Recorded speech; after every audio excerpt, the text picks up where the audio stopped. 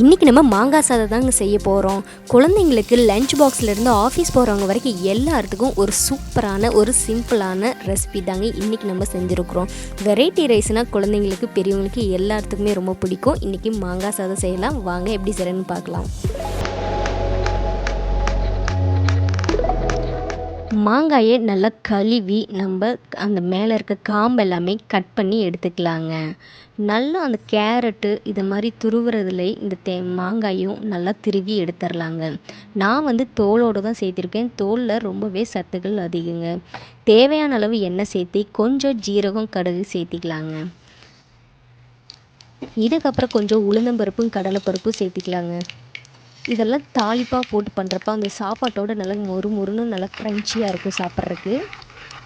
இதுக்கப்புறம் ஒரு வரமிளகாய் நம்ம கிள்ளி போட்டுக்கலாம்.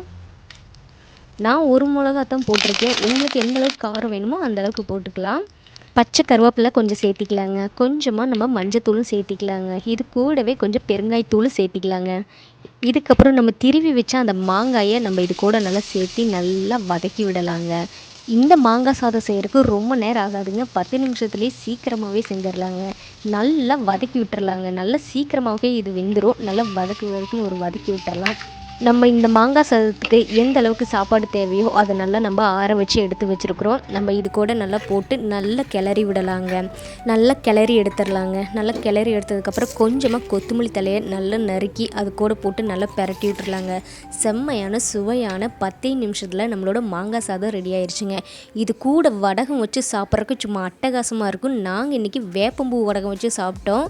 மகிழ் குட்டிக்கு லஞ்ச் பாக்ஸுக்கு போட்டாச்சுங்க. சூப்பராகவே இருந்தது. நீங்களும் இதே மாதிரி ட்ரை பண்ணி பாருங்கள்.